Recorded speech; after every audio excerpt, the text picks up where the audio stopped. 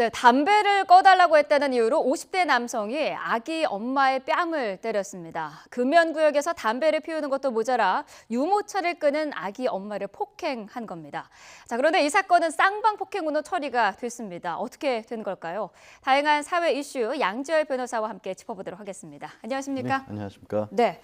자, 담배를 꺼달라고 요구한 아기 엄마가 이제 뺨을 맞았고 쌍방폭행으로 지금 처리가 초반에 됐었는데 이게 어떻게 된 일인가요? 그러니까 지하철역과 횡단보도들이 같이 맞닿아 있는 곳들이 많이 있지 않습니까? 네. 그런 것 앞에서 이제 아기 엄마가 유모차를 7개월 된 아이를 태우고 있는데 50대 남성이 담배를 피우고 있었던 겁니다. 그러니까 네. 아이도 있고 지나가는 사람들도 많기 때문에 이런 곳에서는 담배를 좀 꺼주셨으면 좋겠다라고 요청을 했더니 네. 그게 이제 받아들이질 않고 오히려 화를 내서 시비가 좀 붙었고 50대 남성이 횡단보도를 건너기 시작한 이 여성분을 쫓아와서 네. 폭행까지도 뺨을 때렸던 겁니다. 아하. 예.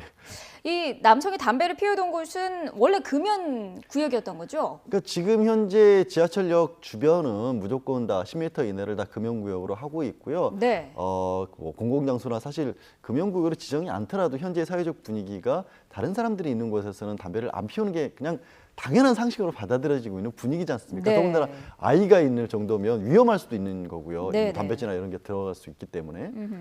네. 자, 아기 엄마가 이 남성에게 실제로 경찰에 신고하면 과태료 물어요. 뭐 이렇게 얘기도 했다는데 실제 과태료 대상인 거죠? 아직까지는 그 계도 기간이라고 해서요. 네. 예고해놓고 올 9월부터는 이제 과태료 10만 원 부과 대상이긴 합니다. 네. 하지만 말씀드린 것처럼 과태료가 중요한 게 아니라 당연히 피우지 말으셔야죠. 그렇죠. 그런 데서는. 네.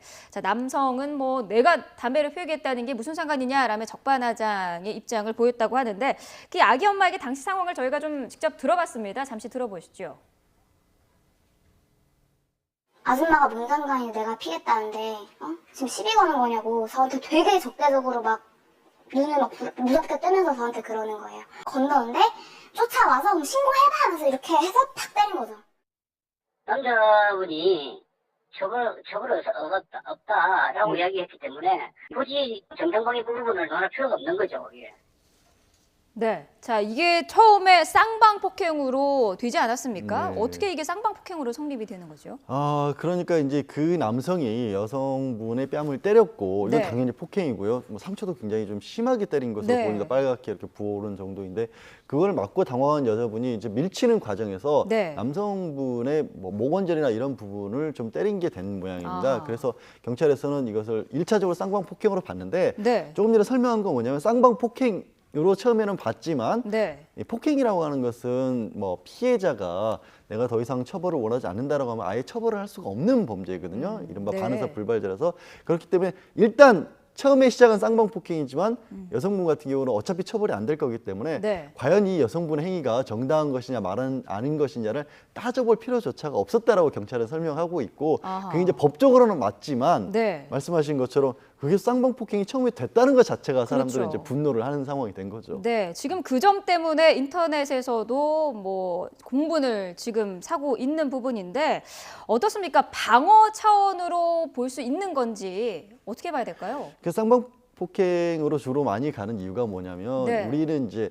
싸움으로 봤던 그렇죠. 것으로 봐야죠. 싸움을 하게 되면 우리 법원이나 이런 곳에서는 이 한 사람이 무조건 방어를 하는 입장으로 보기는 어렵고 네. 서로 공격을 주고받는 상황이라고 보기 때문에 쌍방폭행으로 하는데 그래서 이 사안은 아마 경찰에서도 정말로 만약에 그 남성이 계속해서 처벌을 원한다고 했으면 네. 상황을 자세히 따져보면 정당방위가 될 수도 있었던 사안이에요. 왜냐하면 남성과 여성이라는 차이도 있고 또 담배를 피우고 있고 횡단보도 같은 곳에서는 유모차를 가지고 있었다라면 아이가 위험할 수도 있잖아요. 내가 네. 공격을 받으면. 그렇기 때문에 쌍방폭행이더라도 정당방위라서 처벌을 하지 않을 수도 있었던 사안인데 네. 다만 설명드린 것처럼 아예 처벌하지 않는다고 하니까 수사를 더 이상 안 한 거고요. 네. 그런데 조심하셔야 될 것은 이렇게 먼저 시비를 걸었다거나 싸움을 걸었다고 할지라도 네. 발끈해서 나서서 응대를 하고 나도 이렇게 폭력을 가하게 되면 네. 피해자인 동시에 가해자가 되는 거거든요. 그런 네. 부분은 주의하실 필요는 있죠. 그러면은 어떻게 해야 되는 건가요? 누군가가 자기에게 이제 폭행을 가했다. 그러면은